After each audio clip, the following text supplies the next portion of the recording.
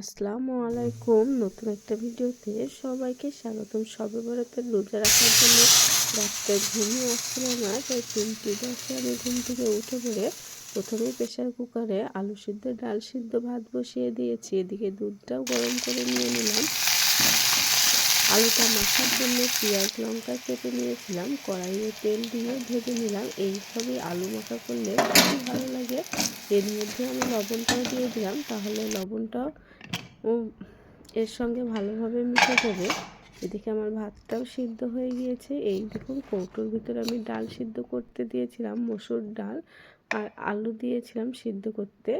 আলুগুলো কড়াইয়ের মধ্যে আমি দিয়ে দিলাম, কারণ কড়াইয়ের মধ্যে আমি পেঁয়াজ লঙ্কা ভেজে নিয়েছি।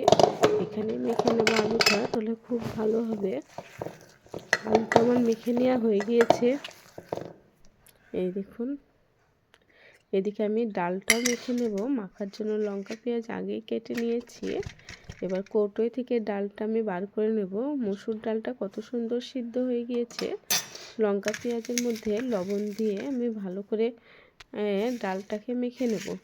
ভোরের দিকে আলু মাখা, ডাল মাখা এসব দিয়ে গরম গরম ভাত খেতে খুবই ভালো লাগে। এই দেখুন, ডালটাও মাখা আমার কমপ্লিট হয়ে গেল। কারা কারা আপনারা শবে বরাতের রোজা রেখেছেন অবশ্যই কমেন্ট করে জানাবেন। এবার আমি আরও একটা ডিম ভেজে নেব। ডিম ভাজার জন্য পেঁয়াজ লঙ্কা কড়াইতে কেটে নিয়েছি, কড়াইয়ে তেল বসিয়ে দিয়েছি, তেলের মধ্যে ডিমটা দিয়ে দিলাম।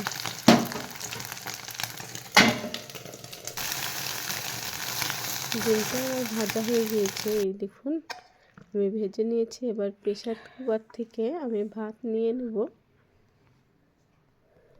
ভাতের সঙ্গে আলু মাখা, ডাল মাখা আর ডিম ভাজা কেমন হয়েছে অবশ্যই কমেন্ট করে জানাবেন। আমি খেয়ে নিলাম। রোজা রাখার জন্য আপনারাও তাড়াতাড়ি সেহরি খেয়ে নেন আর রোজা রাখুন। ভিডিওটা কেমন লাগলো